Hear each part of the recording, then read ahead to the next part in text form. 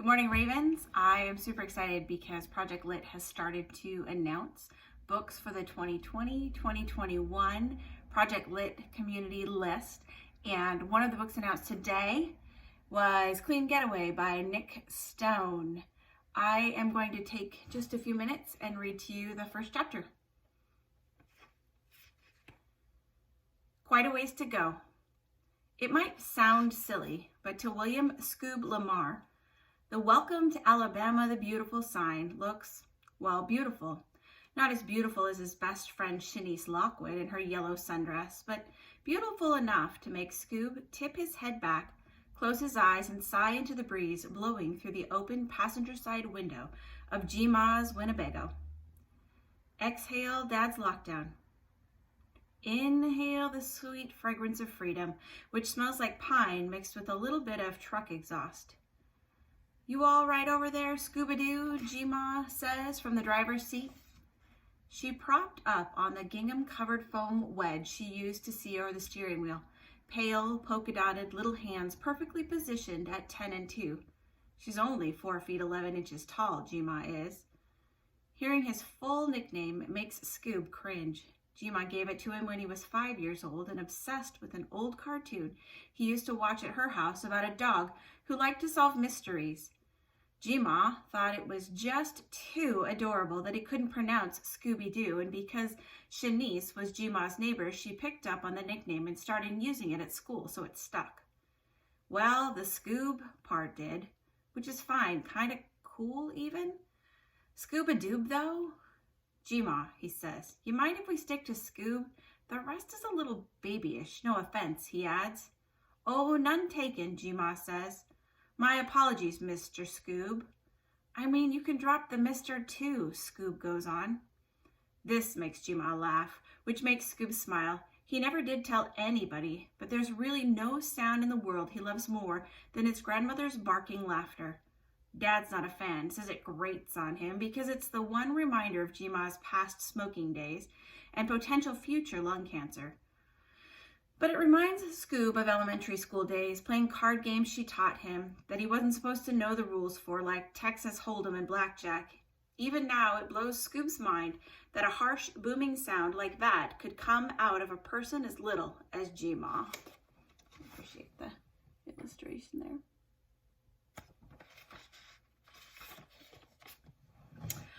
I mean it though, she says. You feeling all right? I'm not driving too fast, am I? She kicks him a wrinkly wink. Now Scoob's the one laughing. He looks up from the brand new road map she's handed him once they both settled and seat-belted. According to the speedometer, the brand new Winnebago he and G-Ma are in has a max speed of 120 miles per hour. But G-Ma has yet to push the needle to 60. Definitely not too fast, G-Ma. Though I do wonder if there's a minimum speed limit that you might be breaking. Oh, you hush, she says. Speaking of which, you never said if you liked my new sweet ride or not. That's what you kids call it these days, right? A sweet ride?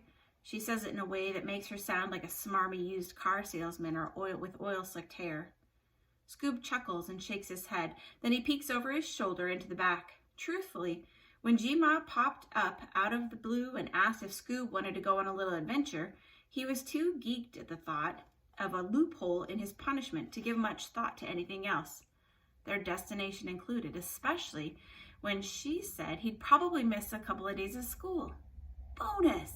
He finished item 3, empty the dishwasher on the list to do that Dad left him on the kitchen whiteboard every day, and grabbed his suitcase. Then after scribbling Dad a quick note about being with G-Ma for the night, Scoob hightailed it out of the house as fast as his off-brand sneaker-clad feet could carry him, even left his phone at home. Largely so Dad can't call him, but he won't tell Grandma that. The suitcase had been sitting in Scoob's closet for a month. Dad promised Scoob a trip to St. Simon's Island this year. Scoob's first choice was Universal Studios, but Dad said Scoob was too old for that. He'd been too young the previous year, but whatever. So Scoob packed up according to Dad's specifications 3 days before they were supposed to depart, except they didn't go. Scoob got in trouble at school and voila, trip canceled. Lockdown commenced. Spring break ruined before it could begin. Scoob hadn't been able to bring himself to unpack the bag, so he hid it. Now he can see it sitting on the seat of the dining booth in Jima's new sweet ride.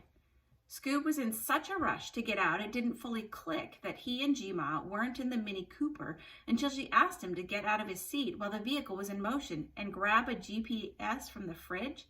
That's Grandma Protein Shake, otherwise known as Ensure for her. Fridge? Scoob thought. Light bulb slowly illuminating. That's when he looked behind him for the first time and almost choked on the gum that shot down his throat when he gasped. "Ain't he handsome?" Jima said, smacking the dashboard twice. "Brand spankin' new, this fella. I've decided to call him Senior after your late grandfather. He and I had a Winnebago back in the day before your dad was born, and your G-Pop," she paused. "Then, anyway, I ain't getting any younger. Sold my house and bought this baby." "You sold your house?" Scoob said, stunned. "Sure did. Fetched a pretty penny for it, too. God bless home equity and hipsters looking to revitalize or whatever the heck they're calling it." Wow. Was there anything else he could have said? She sold her house. "Well, you gonna get me a GPS or not?" Scoob gulped, removed his seatbelt, and made his way to the back. Dad would have breathed fire and shot smoke out of his ears if he'd been around to see. As he opened the for real fridge with separate freezer, Jima gave him a rundown of Senior's features. "You see those lights above your head?" Scoob looked up. "Yeah, those are LEDs," she said. "Real, state-of-the-art. There's also a microwave, a 2-burner cooktop, and 2 Ultra HD TVs where you can watch anything. Rated PG-13 or lower, that is." Scoob rolled his eyes.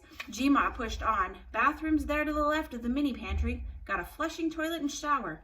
And that dining room booth you see there doubles as a bed. And speaking of beds, there's one in the rear for me and one right above the cab here. There's a window up there and everything, kiddo." Scoob could hear the proud smile in her voice, which made him smile too, despite the fact that she'd called him kiddo. As he grabbed the drink for Jima and saw that the fridge was fully stocked, Scoob realized he'd never again play on the old tire swing in Jima's backyard or kick back on the window seat in the attic with his favorite book. When it hit him that this bizarre truck that contained everything a person needs to live, this thing, was now Jima's house? Creepy. Jima's fingers do a tap dance on the steering wheel, pulling back into the present, and he takes a deep breath and lets his eyes continue to roam around the open space behind him. It's so weird to him that if he has to pee, all he's got to do is walk like 15 feet to the little bathroom, and it flushes? Where does this stuff even go? It's not like they're connected to a sewer, and what about the dirty dish and shower water?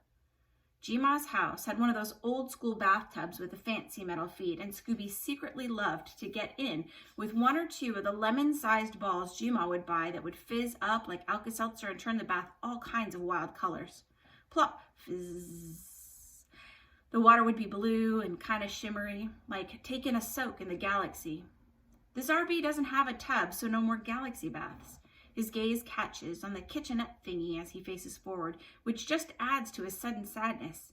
He can't imagine Jima making her blue ribbon-winning cast-iron French toast, first pan-toasted, then baked in the pan for a few minutes for extra crispiness on the outside on that rinky-dink cooktop thingy. No more extra sweet Arnold Palmers on the porch swing. No more reading in front of the fire. In all honesty, the RV gives Scoob the willies, but of course he can't tell Jima that, not when she's so excited about it. "Well?"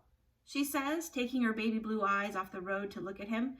Second only to Shanice's honey brown ones, Jima's got the prettiest eyes Scoob's ever seen. "What do you think, kiddo?" Scoob traces the handle of a door and gulps down his true feelings. I think it's great, Jima," he says with forced enthusiasms.